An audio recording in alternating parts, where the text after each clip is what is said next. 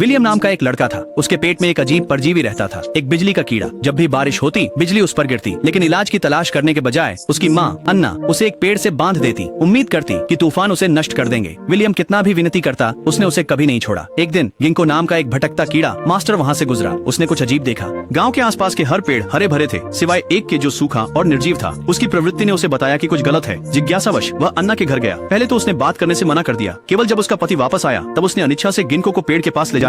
फिर भी कुछ असामान्य नहीं लगा। लेकिन जब गिंको ने पूछा कि क्या परिवार में किसी पर कभी बिजली गिरी है, तो दंपति चुप हो गए। अंततः उन्होंने विलियम को बाहर लाया। निरीक्षण करने पर गिंको ने सच्चाई का पता लगाया। बिजली के कीड़ों के लार्वा ने विलियम की नाभि में घुसपैठ कर ली थी। ये जीव बिजली पर निर्भर रहते थे। वे आमतौर पर पेड़ों में बसेरा करते थे, लेकिन अगर उन्हें कोई मानव मेजबान मिल जाता तो वे वयस्क होने तक उनसे चिपके रहते थे। परिणाम, बच्चा बार बार बिजली की चपेट में आता रहेगा जब तक कि कीड़ा परिपक्व होकर चला नहीं जाता। गिंको ने सलाह दी कि तूफान के दौरान विलियम को जमीन के नीचे छुपा दें, लेकिन पिता ने बताया कि उन्होंने कोशिश की थी। लड़का हमेशा पेड़ के पास लौट आता था। बिजली की लालसा में गिंको ने परजीवी को हटाने की पेशकश की, लेकिन अन्ना ने मना कर दिया। इससे पहले कि उसके पति बहस कर पाते, विलियम बोल पड़ा। उसने कहा कि वह इसकी आदत डाल चुका था। उसकी शांत आवाज ने गिंको को ठंडा कर दिया। और जब अन्ना चली गई तो उसने सोचा कि क्या विलियम वास्तव में उसका बेटा था।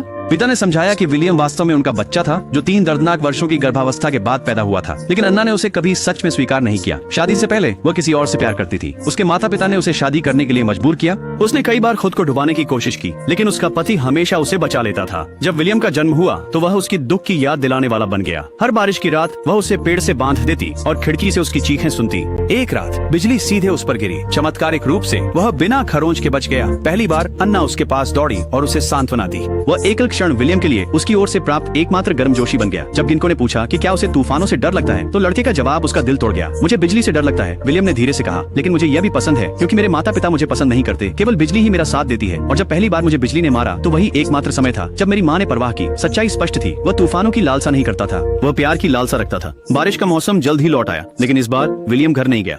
वो पेड़ के नीचे भी नहीं बैठा। इसके बजाय वह अकेला खुले मैदान में चला गया, जहाँ बिजली सबसे ज्यादा गिरती थी। अन्ना और गिंको समय पर पहुंचे, लेकिन उसकी ठंडी बातें उसके डर की पुष्टि कर गईं। उसकी माँ ने उसे कभी नहीं चाहा।